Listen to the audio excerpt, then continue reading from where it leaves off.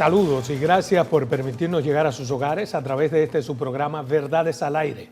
Hoy tengo un invitado especial, el amigo José Rijo Presbot, quien es el director general de presupuesto. El año comienza y es bueno que comencemos sabiendo cuál es el presupuesto y cómo se está distribuyendo.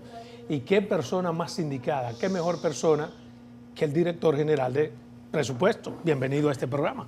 Salomón, como siempre, para mí es un privilegio estar contigo. Gracias, hermano. Estar con los amigos objetivos siempre es positivo. Gracias. Mire, comenzó el año. Veo una información que quisiera comenzar hablando de ella, que es que en 27 días se ha erogado, el gobierno ha ejecutado el 13% del presupuesto correspondiente a este año. Bueno, me fascinaría empezar discutiendo contigo, pero yo quisiera que habláramos un poco cómo terminamos el año, Salomón. Ok, comencemos. Te manda aquí. Porque, no, es que el año 2022 fue producto de una elaboración de un presupuesto en el año 21. Es decir, en octubre, 1 de octubre del 21, nosotros depositamos el proyecto de ley de presupuesto general del Estado para el 22. En ese proyecto de ley no estaba contemplada la guerra y los impactos que trae consigo la guerra Rusia-Ucrania. Claro. Ni tampoco estaba contemplado Fiona, ni la vaguada, las 3 horas de lluvia aquí en el Distrito Nacional y el Gran Santo Domingo. Y nosotros en el 2021 sometimos una necesidad de financiamiento de 284,000 millones de pesos para completar el déficit que habíamos planteado de un 3%. Sin embargo, nos vimos la necesidad de aumentar el déficit a 3.6, pero terminamos en 3.46. Es decir, que pudimos reducir los gastos que nos habíamos replanificado ya en julio. ¿Producto de qué? Tuvimos que subsidiar los combustibles.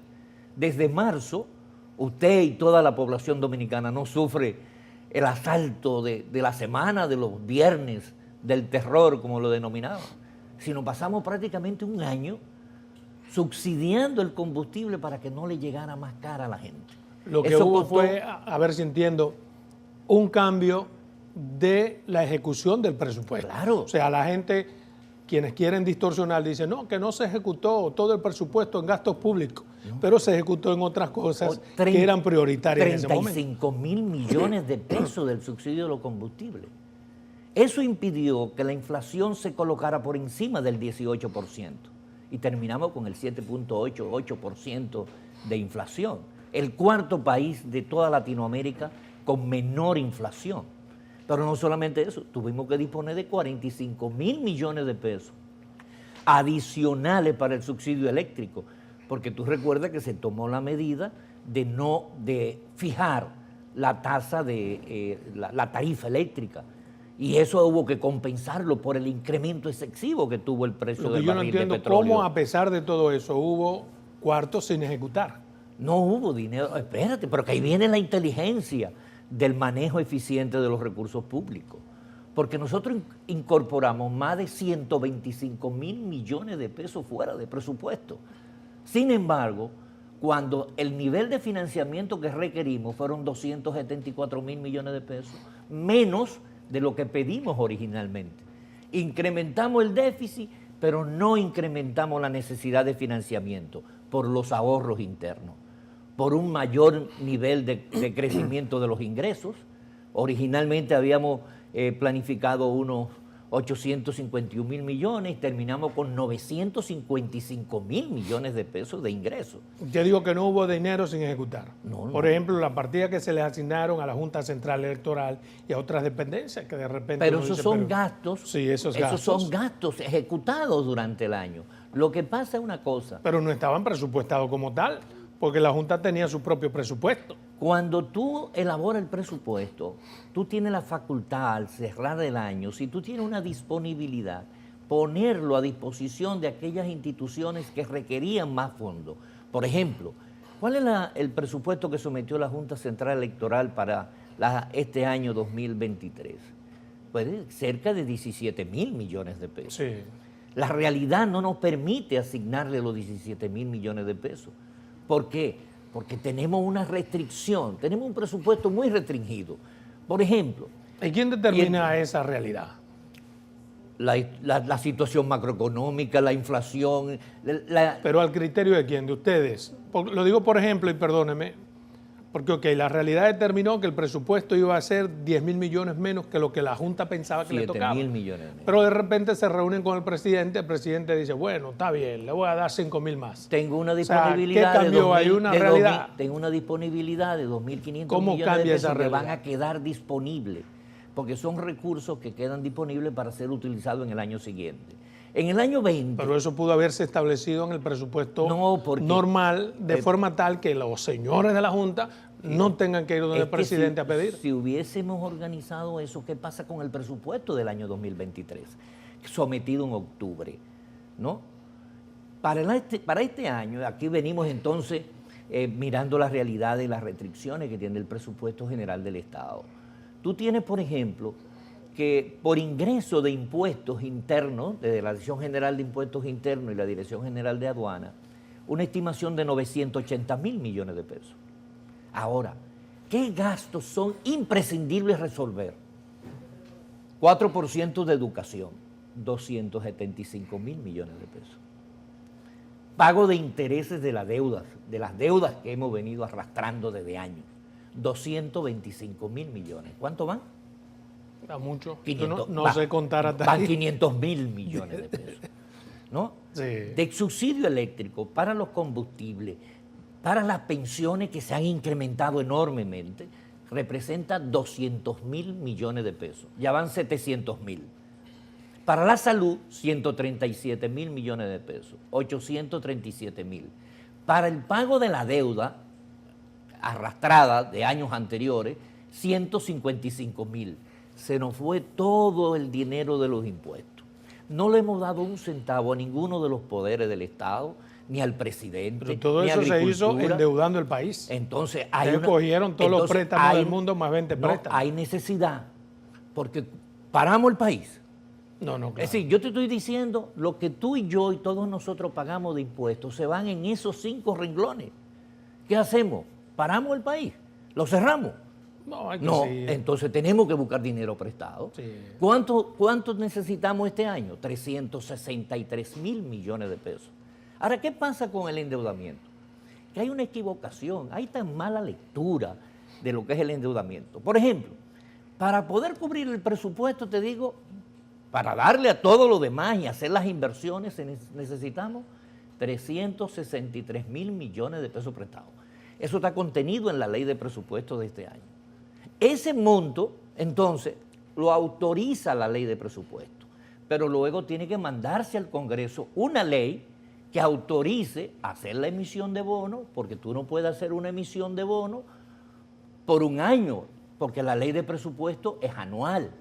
Comienza el 1 de enero y termina el 31 de diciembre. Entonces tú tienes que volver a remitir al Congreso la totalidad de la necesidad de financiamiento que tú vas a requerir. Ahora, ¿ese financiamiento por dónde viene? Bueno, viene por un lado por organismos multilaterales, por otro lado por emisión de títulos, de bonos, por otro lado por proyectos de inversión. Y entonces esos acuerdos de préstamo que están autorizados en la ley de presupuesto tienen que ser mandados al Congreso de nuevo. Mire, hasta los económicos... Permítame para terminar esto, porque es bueno que la gente lo entienda bien. Cuando un acuerdo de préstamo va al Congreso, ya está previamente autorizado en la ley de presupuesto. Ah, otro préstamo más. No, necesitamos 363.000 millones de pesos. Y esos 363.000 pesos están atados a acuerdos de préstamo que tienen que ser sometidos de nuevo al Congreso y el Congreso aprobarlo.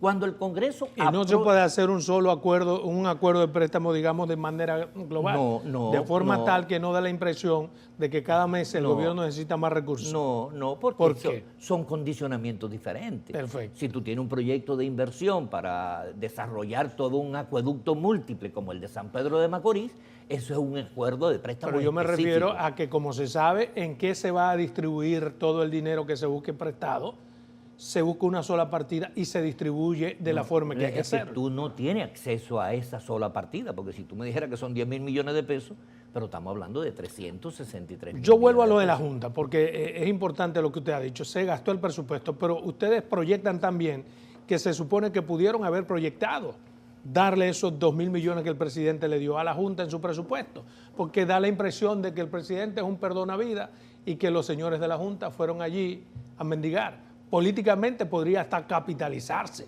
el hecho de que, al margen del presupuesto ya aprobado, discutido, y que la Junta defendió durante mucho tiempo, luego el presidente le ocurre, bueno, está bien, déjame darle 2 mil millones. No, una vez analizada la realidad de final de año y vemos la disponibilidad, se le puede hacer esa transferencia igual que al Poder Judicial o al Congreso o a organismos autónomos descentralizados para que tengan la disponibilidad al inicio de año de ejecutar. ¿De cuánto dinero goza el presupuesto o el presidente para hacer ese tipo de transferencias? El presidente solamente dispone de 4.700 millones de pesos y ya en el presupuesto.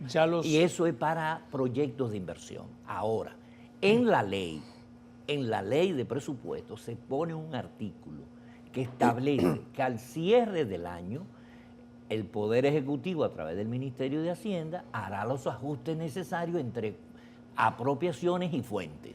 Si hay una apropiación que no se ejecutó y está la fuente, y hay una necesidad que pueda cubrirse con esa fuente, entonces se reasigna el gasto. Pero no hay un gasto, digamos, un tope. Para que el presidente, es que no se sale de lo aprobado, del tope aprobado por el Congreso Nacional. El techo no se cambia. El techo para esas cosas. El techo no se cambia. ¿Cuál es el techo para eso? La totalidad del presupuesto aprobado.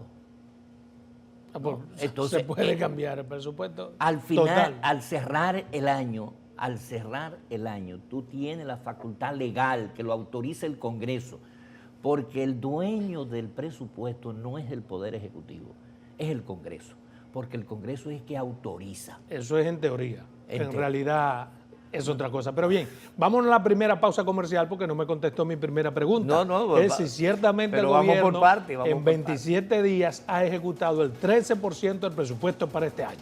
2 minutos me contesta. Bien, continuamos aquí con esta interesante entrevista con el director de presupuesto. Antes de irnos a pausa, le repetí la pregunta con la que inicié el programa. ¿Es cierto que en 27 días se ha ejecutado el 13% del presupuesto? Si tú multiplicas por 12, ¿qué te daría? Yo no soy bueno en matemáticas. No, pero multiplica por 10, te daría el 130%. Desde que nosotros llegamos, desde el año pasado, desde el día 10 del mes de enero, todas las instituciones tienen su cuota de compromiso para ejecutar e iniciar todo su proceso de gasto. O sea, que contrario a como pasaba antes, que en enero el era un mes pasado la muerto. gente no sabía cuándo cobraba el mes de enero. Ahora no, ahora se pagó el 19, el 20. Eso justifica entonces el 13%. Las transferencias a los ayuntamientos no se sabía cuándo llegaba. Si lo sumamos durante el año, entonces es normal que haya ocurrido así. Por eso te multiplica por 12, te va a superar. Ahora entendí. ¿No? Es decir, la proporción. ¿Qué es el presupuesto? El presupuesto es una totalidad de gastos que no son derechos adquiridos por las instituciones, porque la ley 42306 establece que las apropiaciones es el límite máximo que puede ejecutar una institución. Es decir, ninguna institución puede ejecutar nada que no esté presupuestado. Antes sí se hacía eso. Antes las instituciones ejecutaban gastos que generaban lo que se llaman disminución de cuenta por pagar. ¿Y qué era lo que es la disminución de cuenta por pagar? Deuda. Deuda de gastos ilegales que no tenían sustento en un año y se pasaban para el año siguiente. Y te voy a dar algunos datos. Por ejemplo, en el año 2000... decían, las cuentas nuevas no se pagan. Y la vieja... Por ejemplo, en el año 2010, la disminución de cuenta por pagar eran 174 millones de pesos. ¿Tú sabes cuánto fue en el 2020 cuando llegamos? 62 mil millones de pesos. ¿Una reducción? ¿Una qué? Reducción. De 174 millones a 62 mil millones. Un 50%. 62 mil millones.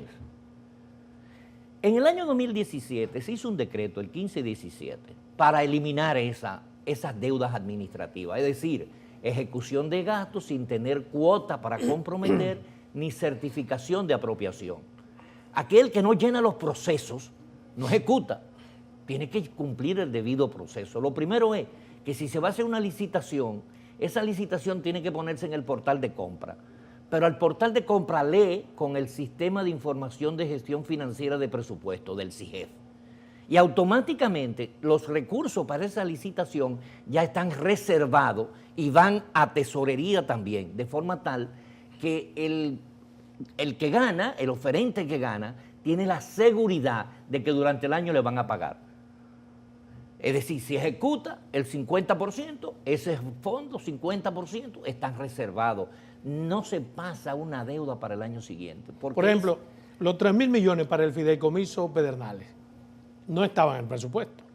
¿De dónde se sacaron para usarla? La misma oposición, pues en el año 21 tuvimos una disponibilidad de más de 60.000 millones de pesos, y de esos 60.000 millones de pesos, porque colocamos, porque aquí viene una cosa, las fuentes del ingreso del presupuesto son los ingresos que provienen de los impuestos y el financiamiento. Eso te da un monto total de financiamiento del Estado Dominicano. Cuando llegamos en febrero, en enero, se colocó rápidamente una partida de 3.500 millones de dólares para aprovechar la tasa de interés, previendo de que ahí iba a venir un incremento, como ha sucedido, que hoy en día ya la tasa de interés, en el año 19, la tasa de interés de la Reserva Federal de los Estados Unidos era como un 1%. ¿Sabes cuánto estaba? Entre 4.50 y 4.75. Y eso tiene un impacto enorme. Si tú no manejas adecuadamente tus pasivos, tú cuando vas al mercado internacional a buscar financiamiento, te va a explotar los intereses. Entonces, ¿qué es lo que hemos tratado de hacer? Sostenibilidad fiscal. Hemos sacrificado muchas cosas para lograr que dos calificadoras de riesgo no mejoren la calificación del país. Y al mejorar la calificación del país, indudablemente que tenemos posibilidad de acceder a financiamientos blandos y a renegociación de nuestra deuda. Mira, ahora mismo acabamos de renegociar. Pero fíjate que hay algo que nosotros insistimos sobre esto. La totalidad de los gastos, de las apropiaciones que tiene una institución, depende de los ingresos. Si los ingresos no entran, la institución no puede ejecutar. Así es, mire, hasta los economistas más contestatarios insisten que ciertamente el gobierno se ha endeudado mucho y entienden incluso la razón del endeudamiento, pero insisten también en que es momento ya de parar, de reducir la deuda. Hemos reducido la deuda de un 57% a un 46% del Producto Interno Bruto. Ahora, vuelvo y te digo, ¿cómo detenemos el endeudamiento? Teniendo más ingresos, pero los ingresos prácticamente son los mismos. Con la eficiencia en el gasto público. Ahora, dice, con por la ejemplo, eficiencia del Eduardo gasto Cavallo. Con la eficiencia del gasto público hemos podido lograr esto. Si nosotros no hubiésemos tenido la guerra, que nos obligó a un subsidio de alrededor 0.4 de 1.4 del PIB, más 0.3 por las vaguadas y Fiona, nosotros hubiéramos disminuido la necesidad de endeudamiento, porque el déficit no nos hubiese quedado, en lugar de 3.4, nos hubiese quedado como en 2.6. ¿Cuál es la prioridad para este año? Educación, indudablemente, una mejoría significativa en toda la planificación, todo lo que tiene que ver con niños, niñas, adolescentes, el desarrollo del empleo, la inversión en los envejecientes, en la salud, en el mejoramiento de las oportunidades de empleo para la juventud y en obras importantes que van terminándose este año. ¿Cuáles son las proyecciones en la inversión pública para este año? También me interesa saber. El gasto total de capital son 155.000 millones de pesos. Es la mayor partida que se ha podido disponer en gasto de capital. Pero aquí hay algo para inversión pública. Y a propósito que tú tocas eso, porque aquí se habla mucho de que hay poca inversión, ¿no? Porque se conoce como gasto de capital, o se quiere ver como gasto de capital, la totalidad de los gastos de capital, y no diferenciado en lo que son proyectos de inversión. Por ejemplo, en inversión en agua potable, sin pandemia, sin crisis internacional, sin inflación, con tasas de interés bajísimas, el gobierno pasado, entre el 18 y el 19, ejecutó 17.850 millones de pesos. Nosotros, con toda la crisis y toda la incertidumbre que hemos tenido, entre el 21 y 22, los 2 años completos, ¿sabes cuánto fue que se invirtió en agua? 26.817 millones de pesos. En agua. En agua solo. Y más aún del así 50%. no tenemos agua potable. Más de 2.200.000 personas ya tienen agua potable. Tú vas a Atomayor y en Atomayor no había agua potable. Y En hay Atomayor ahora. habían 104 camiones que distribuían agua. Ahora hay 5. Porque ya no es negocio distribuir La agua gente en puede Atomayor. abrir su grifo y tomar ya agua. tienen agua. Usted se atreve a abrir un Pero grifo claro que sí. en Atomayor y Sí, pegarse. claro que sí. Porque es potable. Pues Es eso que- decía un exdirector de... es que el nivel de saneamiento y de ampliación a las aguas potables es increíble, ¿no? Y el mejoramiento. Tú tienes, por ejemplo, en vivienda, a través del INVI, que lo busquen, están ahí las cifras del gobierno pasado. Al INVI se le transfirieron 828 millones de pesos. Entre el 18 y el 19, 828 millones de pesos. ¿Tú sabes cuánto ha manejado el Ministerio de la Vivienda en vivienda? 16.490 millones de pesos. Eso es más de un 1.800% en inversión de vivienda, en viviendas sociales. Tú tienes ahí Hato del Yaque en Santiago, con más de 2.000 viviendas. ¿Y dónde vivían esa gente? En la Cañada de Gurabo, que es una de las inversiones más grandes que se está haciendo de saneamiento en el municipio de Santiago, y que está habilitando la posibilidad para que más de 2.000 familias vivan dignamente. Es decir, el dinero aquí se está usando donde realmente se necesita. Por eso es que el presidente dice que el dinero rinde, rinde y rinde. Ahora, ¿qué gasto de capital nosotros disminuimos? Por ejemplo, compra de equipo, de oficina, estantería y toda esa cosa, pues es un gasto de capital porque tú estás comprando activos, ¿no? De 3.400 millones nosotros lo bajamos a 2.400, casi 1.000 millones de pesos menos en ese gasto de capital. Pero ese gasto de capital es tan importante, tan prioritario, como hacer la inversión en agua o en vivienda. En infraestructura ellos invirtieron entre el 18 y el 19 35.300 millones. Y nosotros hemos invertido 45.500 millones. Mire, Entonces, ¿de qué gasto de capital es que estamos hablando subejecutado? mire, Y eso sin contar el gasto de capital que hacen los organismos autónomos, que hacen los fideicomisos como RD Vial. yo quisiera que usted explique al país qué implica para el país y para el gobierno colocar 363.2 millones de dólares en deuda pública. 363.000 millones Sí. de pesos. Ese es el endeudamiento para cubrir ¿qué? Un déficit que tenemos de 207.000 millones y cubrir 154.000 millones de pesos de deudas viejas. Porque no lo tenemos, los ingresos no nos dan. Pero eso, decisiones como esta no obligan a que repensemos en que hay que insistir en reducir la deuda ¿Cómo y la trabajar reducimos? de una forma más eficiente el gasto. ¿Cómo las reducimos? No sé, usted es el experto. No, hemos reducido el gasto. Sí, Pero el gasto crece sí. todos claro, los días, todos los años. los años, y los intereses. Y Con los la priorización y la eficientización, supongo yo, es que lo son que los nos ha pilares. permitido hacer lo que hemos hecho hasta ahora, hacer rendir el dinero. Porque ahora sí rinde, ahora no hay corrupción. Ahora no hay corrupción. Esa es la diferencia, que antes se iba en corrupción. Pero ven acá, cuando tú tienes que pagar, de verdad yo a veces me río, porque la gente habla de endeudamiento. Nosotros no estamos endeudando ¿para qué? Para pagar la deuda vieja y para inversión. Nosotros no nos estamos endeudando para pagar deudas ilegales.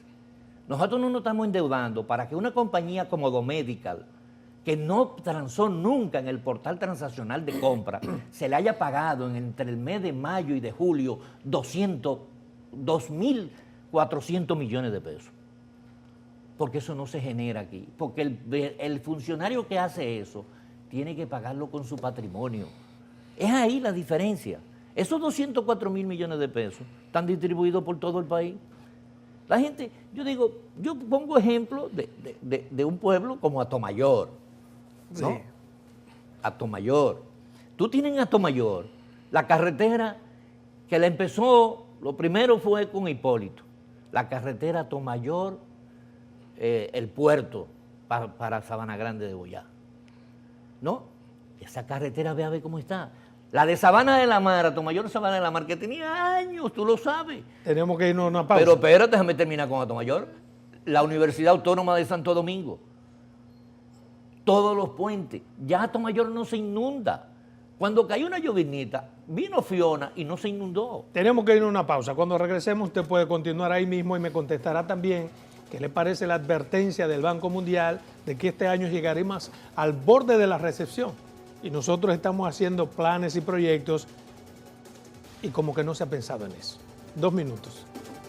Bien, continuamos con esta interesantísima entrevista con José Rijo Presbot, quien es el director general de presupuesto. Antes de irnos a pausa, le preguntamos, el Banco Mundial ha advertido de que este año estamos al borde de una recesión económica.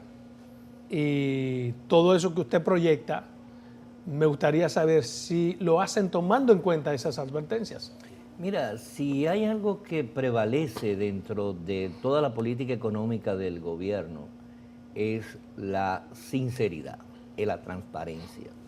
¿En búsqueda de qué siempre? De la sostenibilidad macroeconómica. Porque hemos tenido que, vuelvo a decir, sacrificar inversiones que se tenían planificadas en aras de no afectar la estabilidad macroeconómica, entendiendo el problema del crecimiento económico que está recesando en casi todo el mundo. Y una de las cuestiones es que los gobiernos, por ejemplo, la Reserva Federal de Estados Unidos y el Banco Central Europeo, se han visto obligados a ir incrementando cada día más la tasa de interés, como ha hecho el Banco Central nuestro. Es algo como fenomenal que en la mayoría de las partes del mundo el crecimiento económico baja y aquí sube. ¿Cómo es eso? Es por una combinación de dos cosas. Por un lado, desde el gobierno hay una clara demostración de transparencia y manejo adecuado y pulcro de los ingresos. Pero en muchos otros países, yo supongo que se da eso mismo. Y por el otro lado, perdóneme a ver si no entendemos. En muchos otros países donde hay más solidez en términos de cumplimiento de las leyes, también se hace lo mismo y no han tenido ese crecimiento. Más solidez que República Dominicana, muy poco. Hemos sido ejemplo puesto en todos los foros internacionales como un país excepcional, ¿no? El presidente del gobierno abierto define a República Dominicana como un punto brillante en medio de toda la oscuridad del mundo. Porque lo que hemos hecho es ser lo que debió hacerse. Primero, estamos conscientes de la realidad. Demostramos al sector privado que los recursos que se pagan de impuestos en este país son bien utilizados.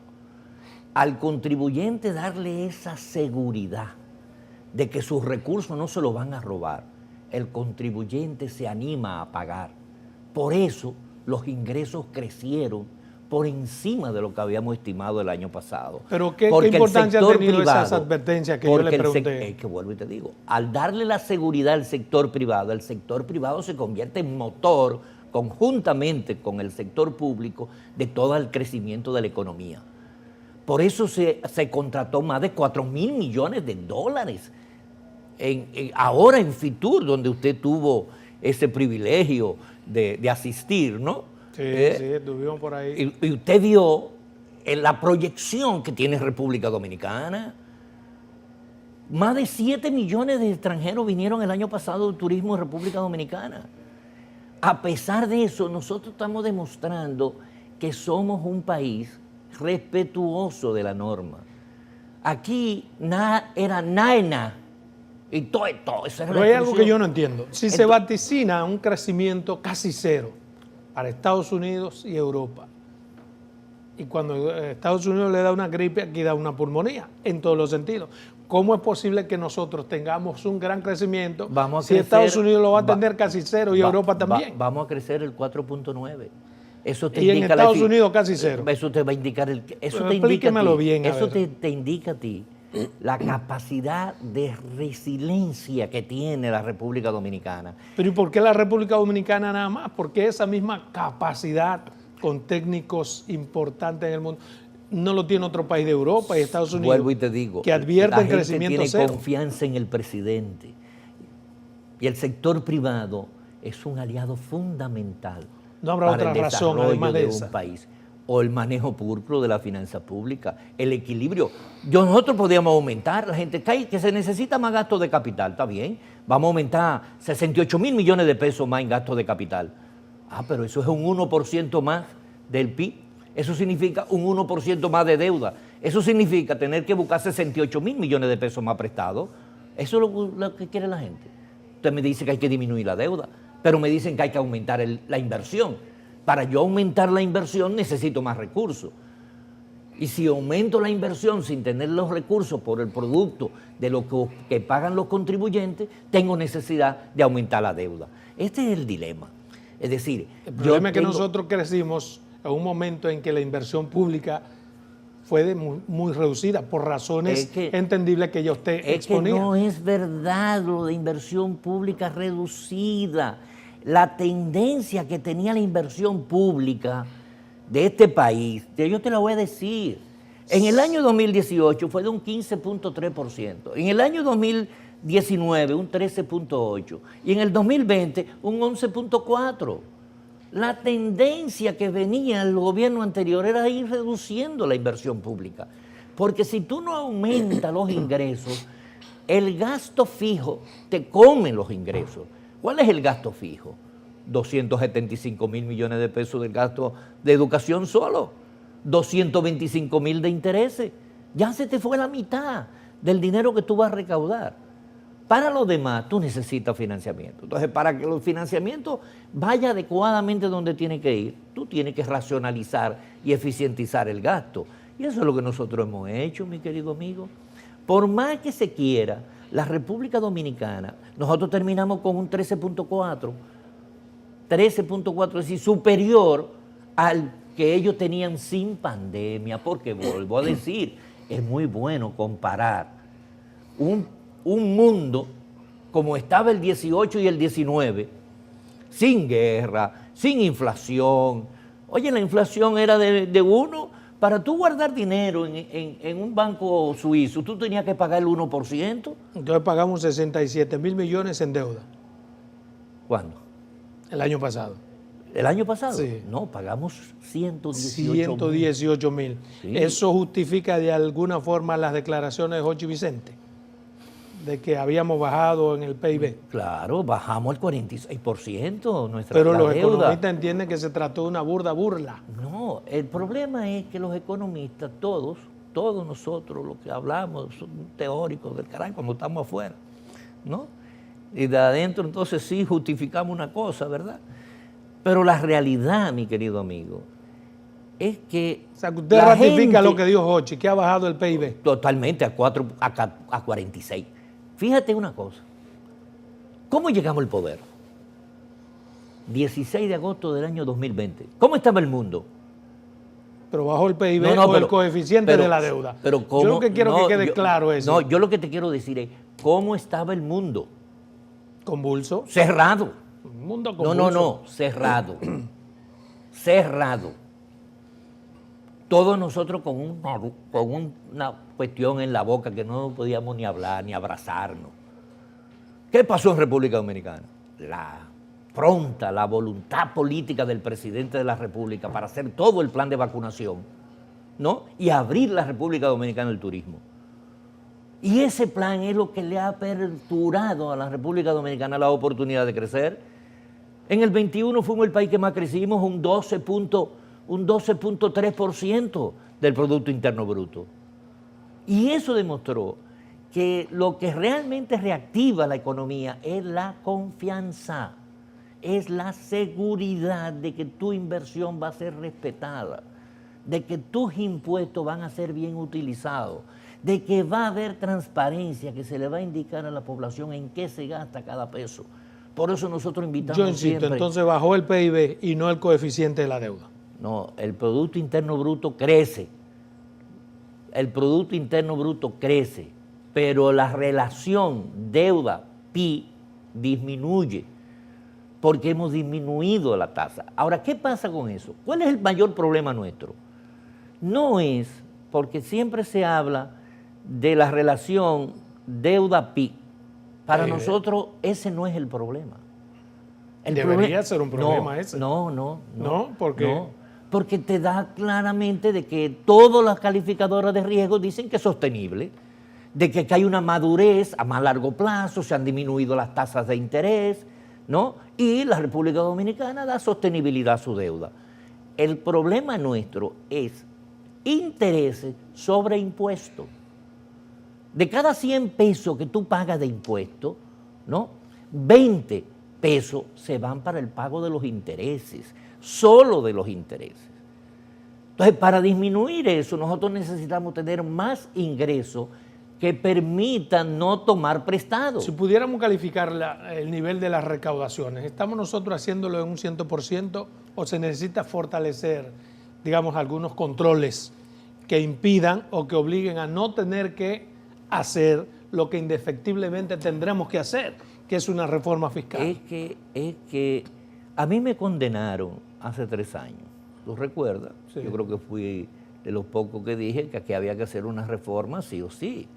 El pacto fiscal. ¿Usted insiste en esa idea? El pacto fiscal que se estableció en la Estrategia Nacional de Desarrollo, que se violentó en el 2015, porque si el pacto fiscal se hubiese hecho en el 2015, no estuviéramos hablando ahora de reforma. ¿Por qué? Porque el pacto fiscal implicaba varias cosas. Lo primero, racionalización del gasto. Nosotros lo hemos hecho. Porque con más gasto hemos endeudado menos el país. ¿Tú te imaginas lo que hubiese pasado con Fiona? Pero todo esto implica... Pero tú te imaginas que hubiese pasado con Fiona en el gobierno anterior. Yo le hago la pregunta precisamente por eso. Todo lo que se ha hecho implica que indefectiblemente, a pesar de los controles, de las llaves, se hace necesaria una reforma fiscal. Indudablemente que hay que hacer toda una revisión a todo el sistema tributario dominicano.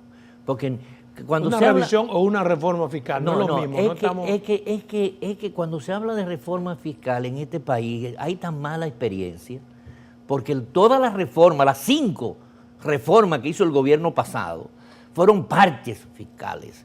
No hubo una real reforma tributaria, no hubo una facilidad de pago de impuestos, no hubo una diferenciación de tasas. Entonces, ¿qué es lo que hay que hacer? Una gran reforma a todo el sistema fiscal, porque lo fiscal tiene que ver con 3 cosas. ¿Pero y cuándo haríamos eso? Perdón, lo fiscal tiene que ver con 3 cosas, con los ingresos, con los gastos y con el financiamiento. Nosotros estamos impulsando ahora mismo lo que se llama una ley de responsabilidad fiscal, que establece que no importa el gobierno que esté, no se puede aumentar el déficit de un tanto por ciento.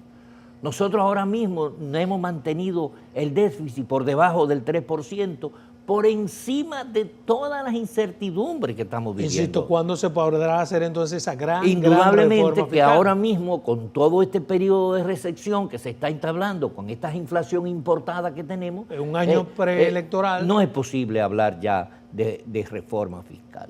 Pero el país tiene que abocarse a las reformas estructurales. Por ejemplo, yo voy a dar un ejemplo sencillo. Sí, breve, que tenemos una tercera y última. Pues un pausa. ejemplo sencillo. Cuando tú vas a comprar algo, te preguntan, ¿con comprobante fiscal o sin comprobante fiscal? Y yo digo, siempre es comprobante fiscal. Pero hay un comprobante fiscal que es de crédito fiscal, que tú puedes deducirlo cuando tú haces tu declaración de impuestos sobre la renta.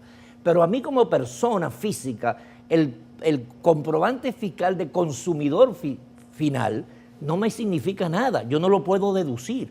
Entonces tenemos que permitir que la persona física pueda hacer su declaración de impuestos y le deduzcan los impuestos que adelanta. Interesante ese punto. Así que vamos a una tercera pausa comercial. Me gustaría que lo desarrolle, porque eso puede ayudar mucho a cualquier consumidor en sentido general.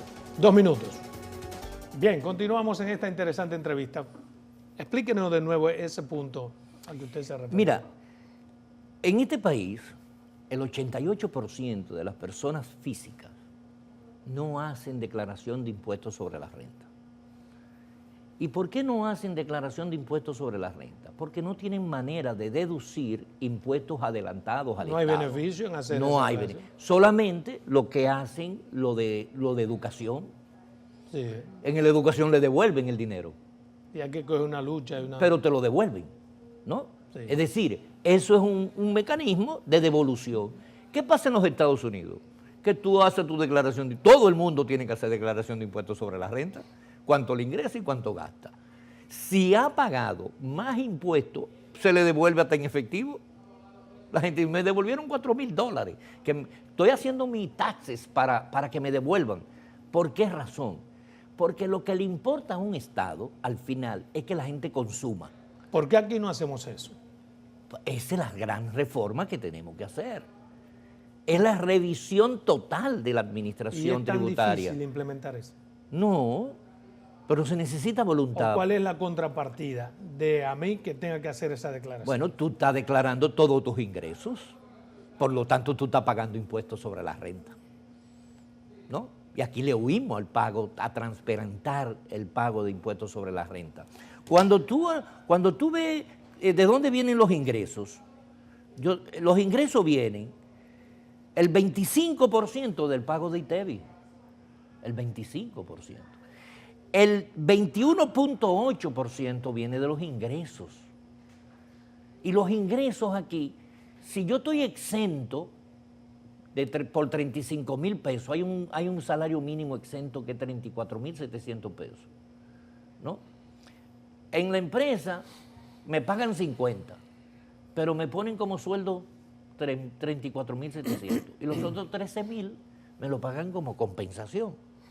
Porque si lo pongo como salario, tengo que pagar entonces ya un 15%. Ese mecanismo te permite a ti eludir, buscar, cuando hay exenciones de algo, tú buscas el mecanismo para no pagarlo. Por ejemplo, aquí se hizo muy ridículo en el año 2005, por ahí que se habló que se le iba a poner impuesto a las tripitas. Yo no sé si tú recordarás eso, a las tripitas.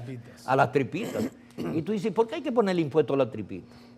Bueno, porque el Angus, el filete Angus, paga impuestos, ¿no? Y yo puedo disfrazar de tripitas a Angus, y como la tripita no paga impuestos, eludo el pago del impuesto que tengo que pagar por el filete Angus. Pero ¿cuánto consumen filete Angus? Pero sería sacrificar. Pero te estoy diciendo, es la figura. Te pongo la figura de la tripita y el filete, porque es una manera de que cuando tú tienes una exención, tú buscas el camino para evadir el pago del impuesto. El ITEVI tiene una evasión que debe andar por encima del 35, 38%, ¿no? ¿Pero por qué? Porque el ITEVI que tú pagas no tiene ningún significado para ti como consumidor final. Mire, hemos analizado aquí la economía. Usted ha explicado una economía de manera esplendorosa. Pero ¿quién se beneficia de todas esas grandes virtudes? Porque la gente en sentido general, la masa común, insiste en que no siente esos beneficios de la economía. Crece el precio de los productos de primera necesidad y los salarios son exactamente iguales que antes de usted llegar al gobierno. Mira, una de las gran paradojas que tenía la República Dominicana es que por 60 años fue el país que más creció. Y nosotros llegamos en el 2020 y ¿qué encontramos? 4 millones de dominicanos sin agua potable. Y nosotros en 2 años hemos resuelto el 50%. Y en 2 años más vamos a resolver el 100% del problema del agua.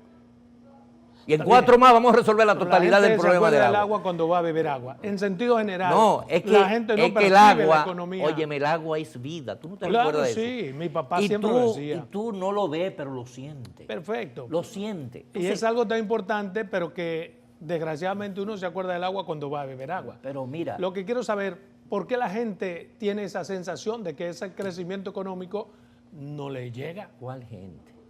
La gente pobre, pero en sentido general. ¿A qué estamos llegando? ¿A qué?